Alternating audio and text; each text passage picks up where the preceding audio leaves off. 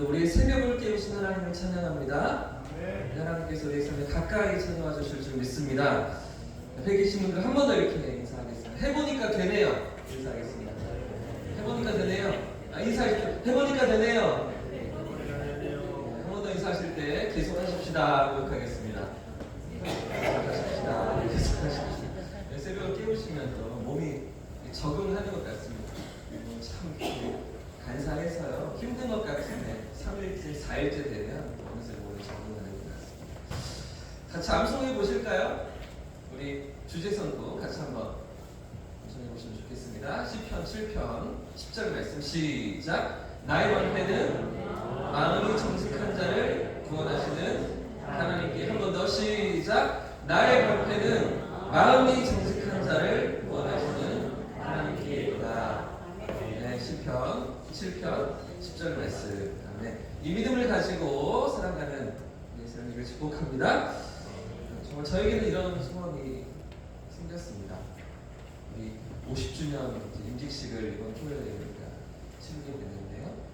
새로운 50년을 꿈꾸시면서 정말 기도하는 교회로 우리가 세워져 갔으면 좋겠다. 할렐루야.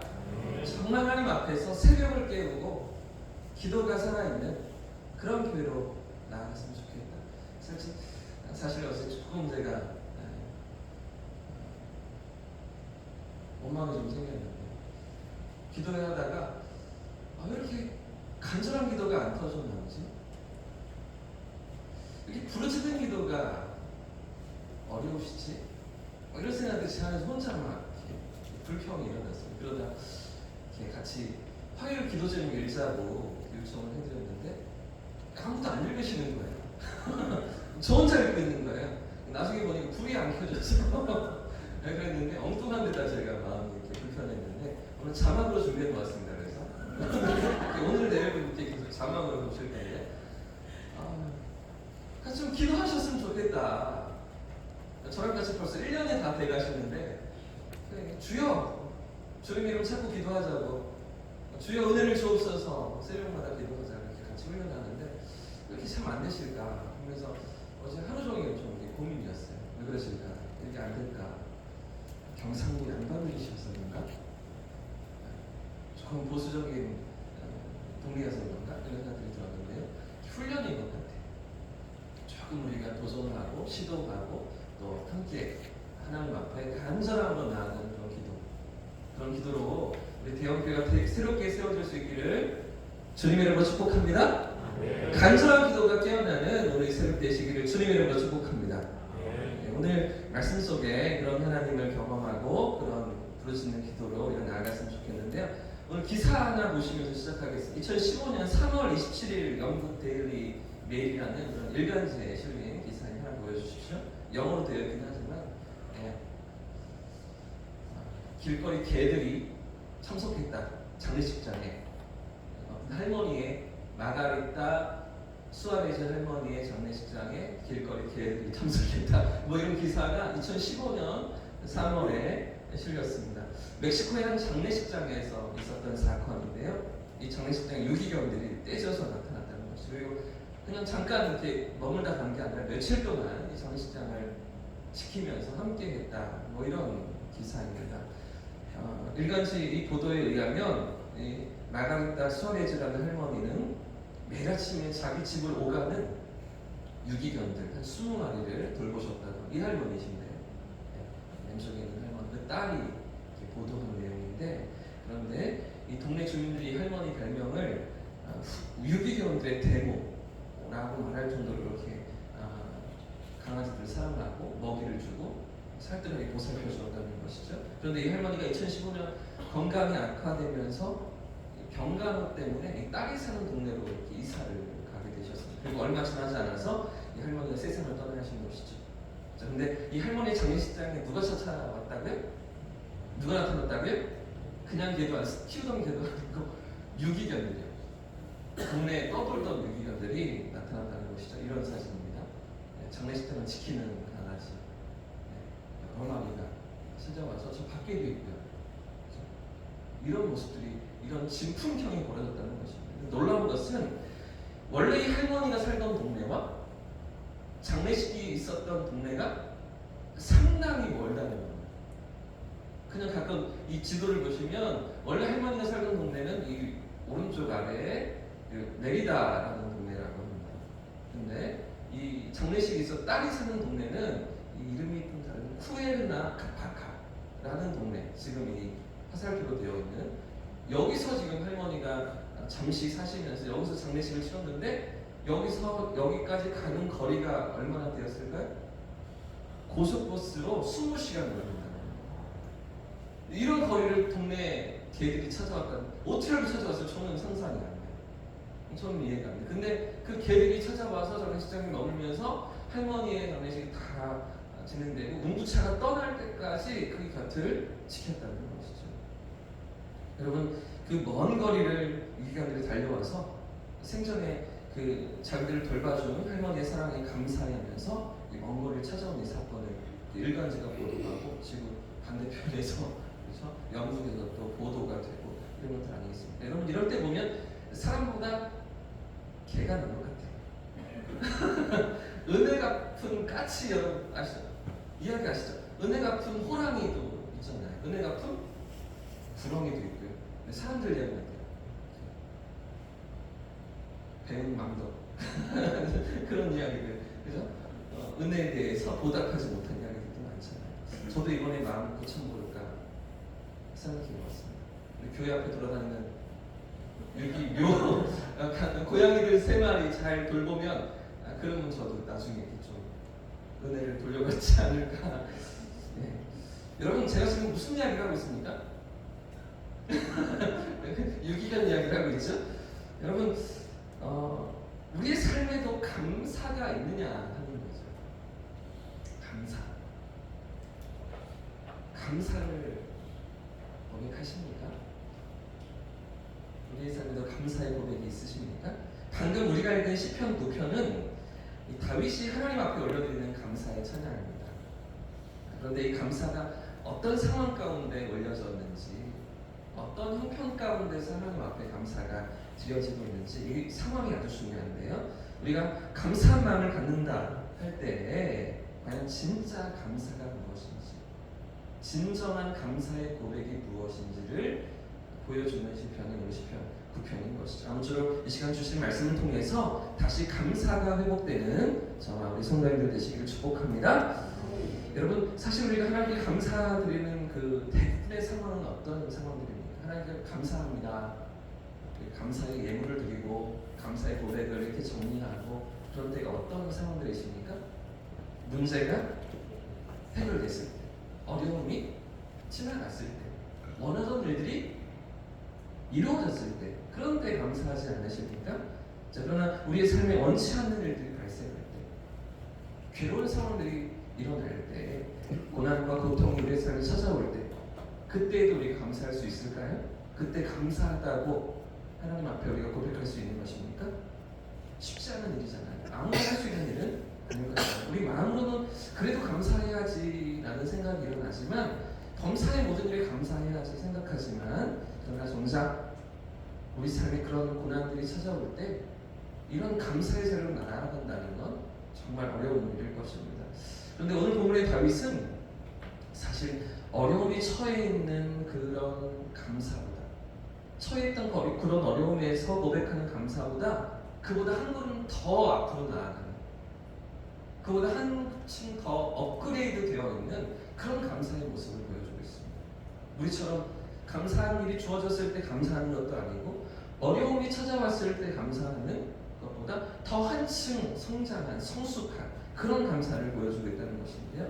보통 사람들은 감히 상상도 할 수 없는 그런 지경에 있는 그런 감사의 고백을 하나님 앞에 다윗이 올려드리고 있는 것이죠. 왜 그런가 하면 지금 다윗의 처지가 아주 심각하기 때문에, 아주 괴로운 삶의 자리를 그가 지나고 있기 때문이죠. 13절 말씀을 보십시오. 우리가 8절까지 읽었지만 13절 말씀을 보시면 다윗의 그 상황이 조금 정확하게 드러나는 것 같습니다. 13절 말씀 같이 한번 읽어보겠습니다. 시작. 여호와여, 내게 은혜를 베푸소서. 나를 사망의 문에서 일으키시는 주여, 나를 미워하는 자에게서 받는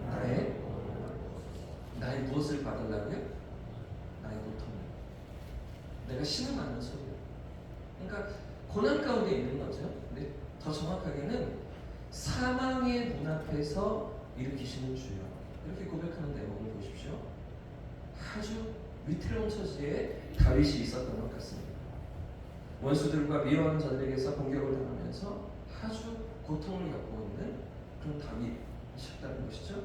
지금 이 원수가 10년 동안 추격해 오던 사울 왕이었는지, 아니면 왕위를 노리고 반역을 일으켰던 그런 신하들이었는지, 아니면 또 수없이 전쟁을 치렀던 이방 나라의 적군들이었는지 그 대상이 분명하지는 않습니다. 그러나 분명한 것은 지금 다윗이 당하는 괴로움과 고통의 강도가 마치 죽음의 문턱을 넘나드는, 사망의 문 앞에 서 있는 것 같은 그런 삶의 자리에 다윗이 있었다는 것입니다.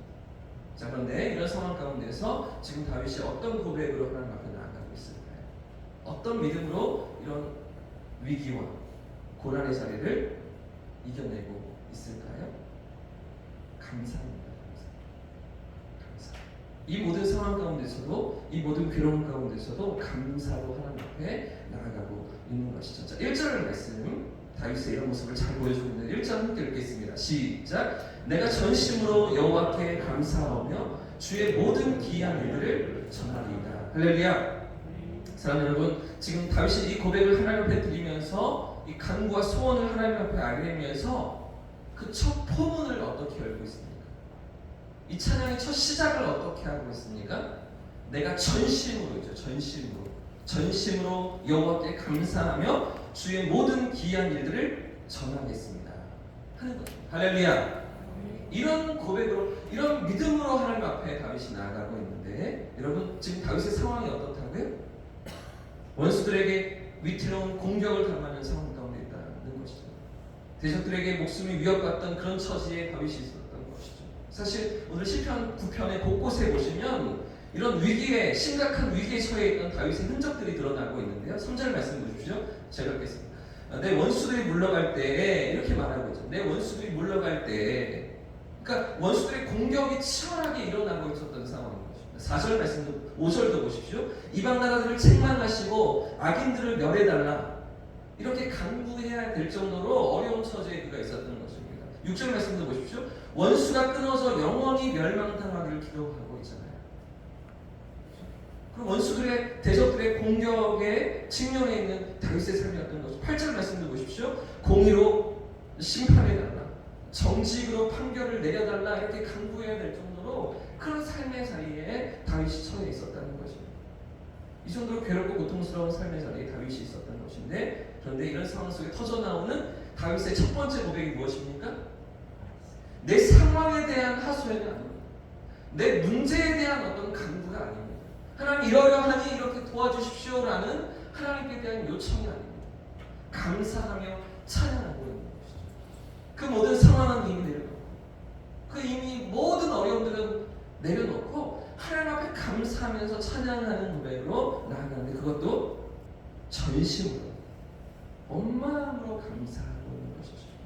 여러분, 잘 돼서야만 감사하는 것이 아닙니다. 잘 풀리고 잘 될 때에만 감사하는 것이 아니라는 것이죠. 오늘 우리의 삶에 어려움이 있을지라도, 괴로움이 있을지라도, 나의 길을 가로막는 장애물들이 여전히 있을지라도, 그럼에도 불구하고 감사하는 것이죠. 할렐루야. 그럴지라도 감사하는 것입니다. 이것을 성경은 믿음이라고 말하고 있는 것이죠. 이 말을 다른 말로 바꾸면 이렇게 표현할 수 있을 것 같습니다. 미리 감사하는 것이죠. 할렐루야. 미리 감사하는 것이죠. 한번 따라해 보겠습니다. 미리 감사. 미리 감사. 누구 미리의 감사가 아니고요. 미리, 먼저, 선제적으로 감사하는 것입니다. 응답하실 것을 확신하면서, 도우실 것을 확신하면서, 건지실 것을 확신하면서 미리 감사하는 거죠. 이런 확신이 있기 때문에 그럼에도 불구하고 감사하는 것이죠.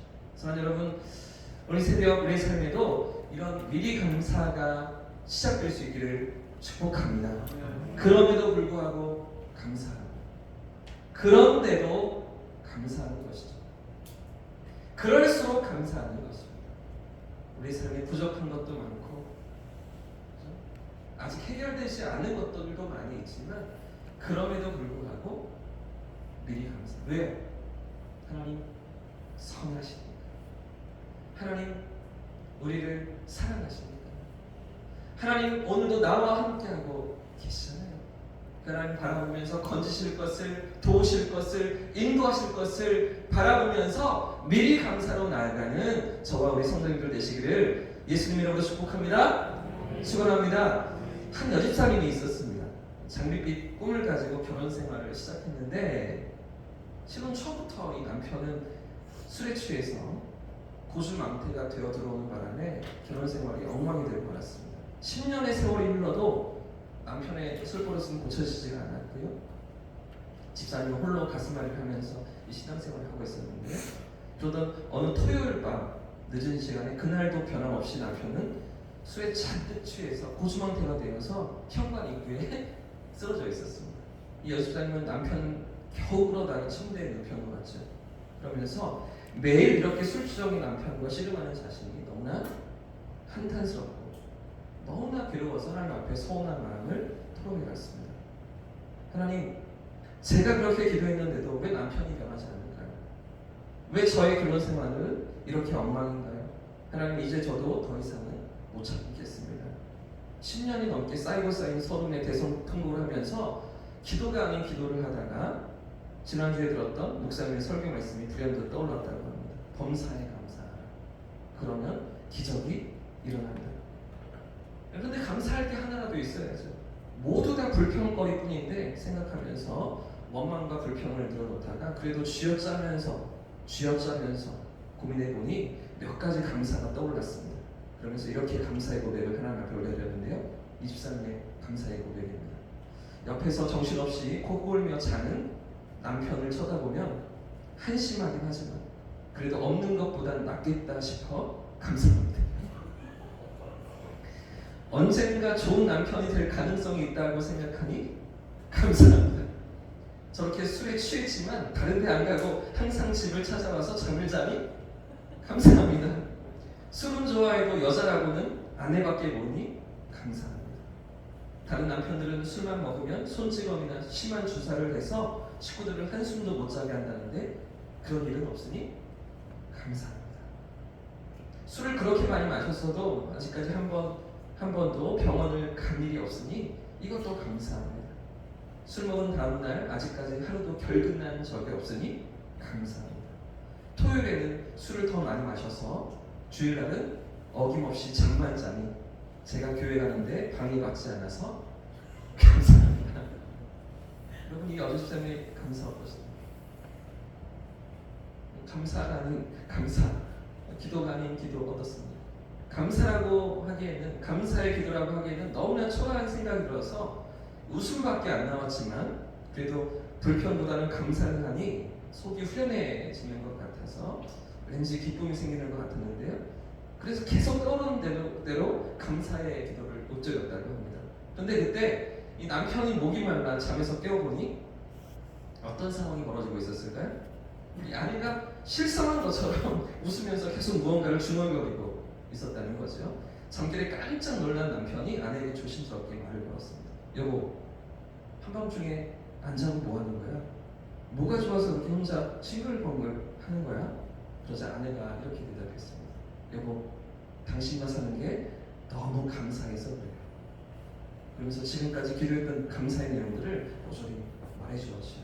그 순간 남편의 얼굴 표정이 심각하게 변하더니 전혀 예상하지 못한 반응을 보였다고 합니다. 여보, 내가 술을 먹고 당신 속을 그렇게 썩였는데도 나와 사는 것이 감사하다고 하니 고마워.